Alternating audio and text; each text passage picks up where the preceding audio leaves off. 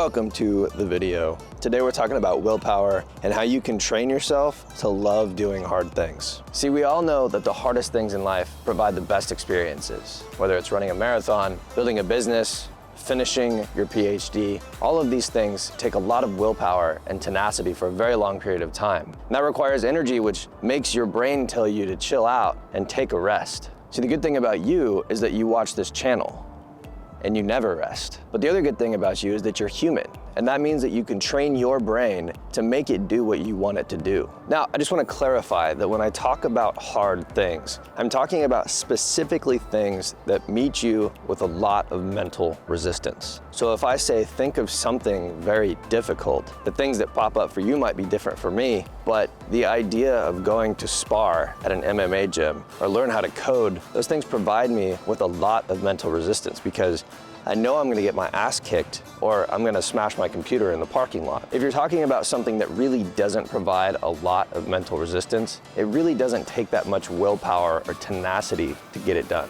Now, I personally have sat on the couch many times and thought, man, I wanna do this thing. That'd be a really good idea. I wanna go do an Ironman. I wanna do a marathon. I wanna build a business. And then when you start doing them, you realize how difficult those things are. So even though we know doing these hard things will pay off, how can we take that knowledge and actually take action when things get hard? In this video, I've got 5 killer tactics for you on how to increase willpower and learn to love doing hard things. But first, I just want to talk about the neuroscience and the actual biological research that goes into tenacity and willpower. So scientifically speaking, willpower is the ability to resist doing something you know you shouldn't do. Think of avoiding eating cookies or hitting snooze on your alarm clock at 6 a.m. Now, this is a really high-level overview. With that in mind, there are a series of studies done by different psychologists to see if willpower was a limited resource or not. Psychologists Baumeister and Dweck are 2 of the most prominent people in this field. And Baumeister did a series of studies to conclude that willpower is a limited resource. And once you've used up that resource and you've reached a state of ego depletion, in other words, you have no more willpower left, the only way to gain that resource back was to supply your brain with glucose. Now, the brain burns glucose at a very high rate, and that is the energy source that it prefers, just like the rest of our body. Sugar is very easy to break down. It's a very high energy source for the brain. Shortly after this, Dweck came in to run her experiments, but she wasn't able to replicate the results. She found that if you give subjects both glucose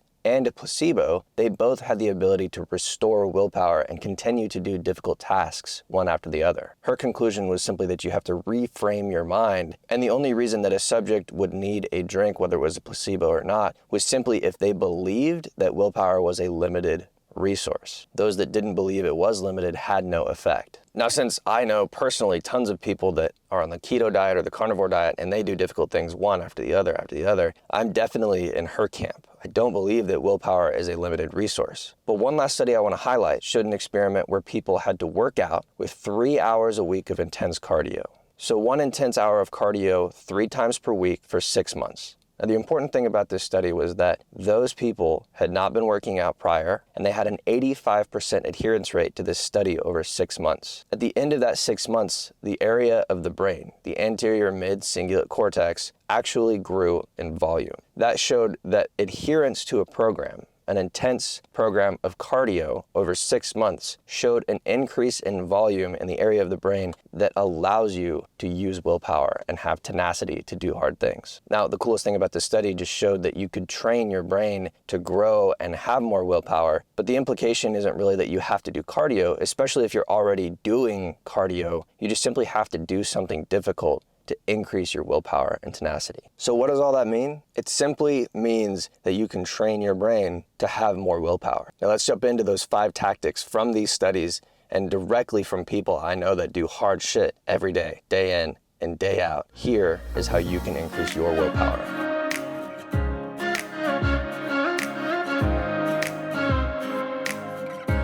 Tip number 1 is to train your brain. Now, this is both the most exciting and least exciting tactic because it means that you can actually train yourself to grow and have more willpower. The only thing is it's not a magic pill. You have to actually put in the work. It was 50 degrees this morning in Austin and it's gonna be 95 today, so I had to shed the comfy hoodie. So like I told you in the intro, Dweck found that if you just simply train yourself to believe that willpower is not a limited resource, you will start to actually develop the ability to engage your willpower without needing any external resources. Now, a lot of this research in this video, I initially found from Andrew Huberman's Huberman Lab podcast. So if you're interested in checking that out, you can.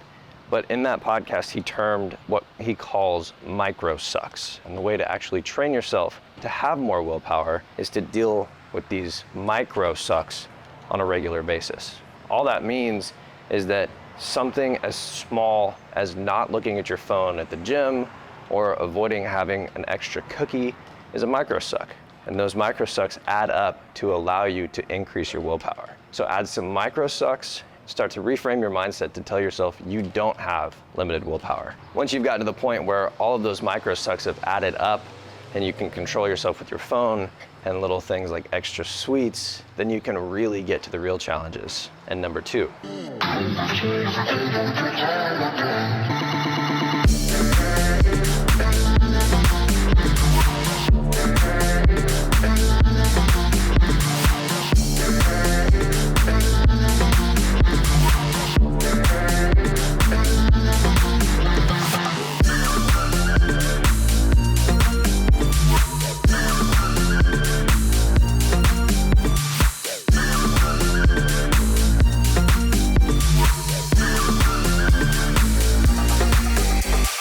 Shoulders, tris, and abs, all done. I've been trying to do triceps with chest and with shoulders, just one big set each basically. And I've definitely put on a little bit of size, definitely some strength. But more importantly, number 2 is to enjoy the process.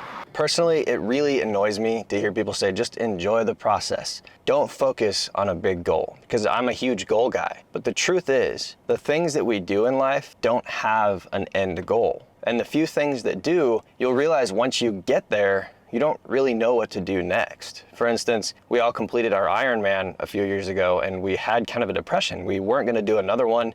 And the size of that goal was so big that it was really hard to kind of get our minds around doing something as big, let alone just doing another one, because we'd already accomplished so much. But the bigger idea behind enjoying the process is that you do things that you love. For instance, I love working out and going to the gym, and I have goals within the gym and within this channel and things like that, but I enjoy making these videos. I enjoy talking to people. I enjoy going to the gym and getting the exercises in to see what I'm capable of and watch myself grow. All of those things are just things that I do. They're not goals. In other words, I don't go to the gym saying, I'm gonna get huge, because there's really no goalpost for that. And if I set one, the bigger goal is to continue to get bigger or stronger or faster or whatever it is. If you listen to the GOATs of any industry, they're the greatest because they truly love the process of what they do. David Beckham, Tom Brady, Dave Chappelle, even people like Dave Chappelle do other creative things like play the guitar, and they don't have the goal of being a rock star. It's just something that they do. So the biggest lesson out of enjoy the process is to pick things that you want to do on a regular basis and become the person that does those things. In other words, going to the gym isn't really a goal. It's a process that you want to implement into your life and become a person that goes to the gym. So just like number 1, reframe your mind and tell yourself, I am the type of person that reads, that goes to the gym, that codes on a daily basis, and enjoy the process of doing those things. You'll develop the willpower to get better and better and better. Now, number 3, I stole this directly from David Goggins himself. Build a cookie jar.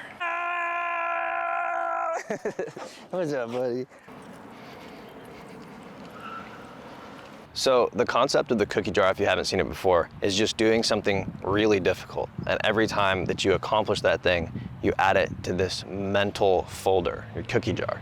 Every time David Goggins does something hard, like an ultra race, or of course going through Navy SEAL training or deployment, he puts it in that cookie jar. And the reason that's important is because once you've done something very difficult, it raises your ability to do other things. It raises your confidence in yourself. For instance, going to run a mile with a friend or just go lift doesn't really provide me with a lot of mental resistance. I don't need a lot of willpower to do it because I've done so many things that are more difficult. My cookie jar is full of experiences that allow me to do harder things. make a point every time you do something difficult to add it to that mental folder, and then you can draw on it when you have hard things to do. Dakota, be cinematic. To get her attention. I hit the gym, the dogs hit the park and got their exercise, and now it's about Halloween, so we are going to the pumpkin patch to get some pumpkins.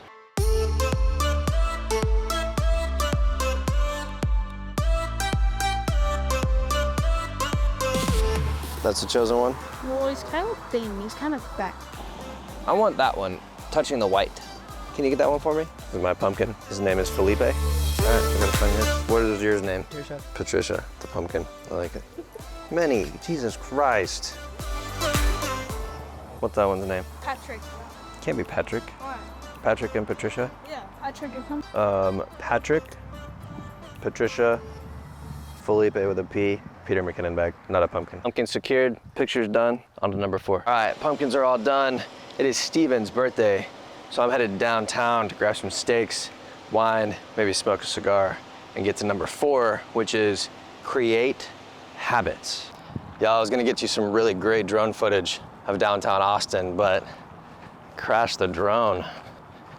I was trying to get some good footage and I crashed it. So the drone is no more. I'm gonna try to send it in and see if they can fix it, but. Now, creating habits is kind of cliche, and I know I say it a lot, but the truth is, the habits are what we fall back on, whether it's working out or getting up early in the morning, or simply panicking or really over-emotional. Those habits are our safety net, right? We have the ability to fall back on them like second nature, and that's the point. So once you figure out those micro sucks, start making it a habit to consistently do those things to push yourself.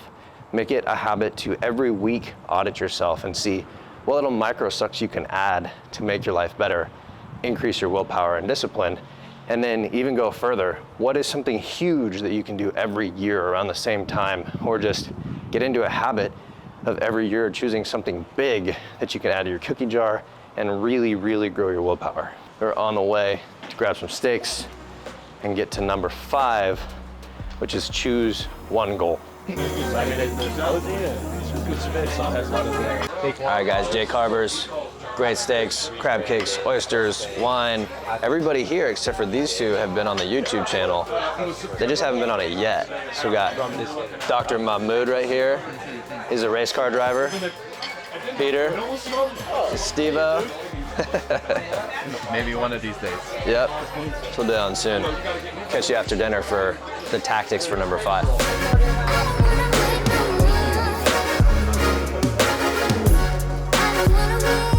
Amazing dinner, amazing night. Happy birthday, Steve-O. Talking about focusing on one goal. No matter how much willpower you have, the biggest thing you have to realize is that the willpower to do multiple things that don't matter doesn't exist.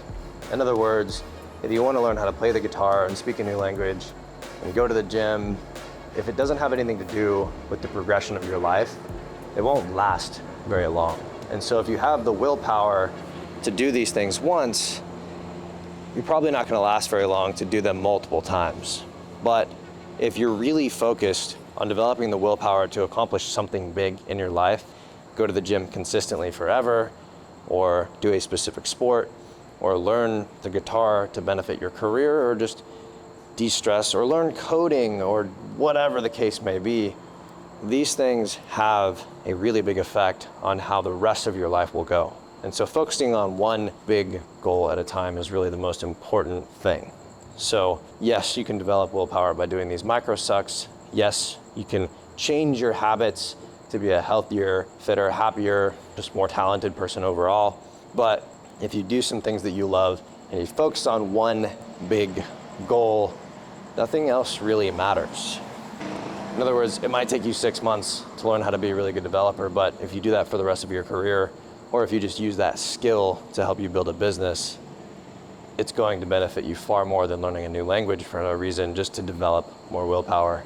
Or just go to the gym more, spend less time on your phone. Those things are great, but that one big thing is what you really need. So guys, go pick some micro sucks, build your willpower, go get some shit done, never rest.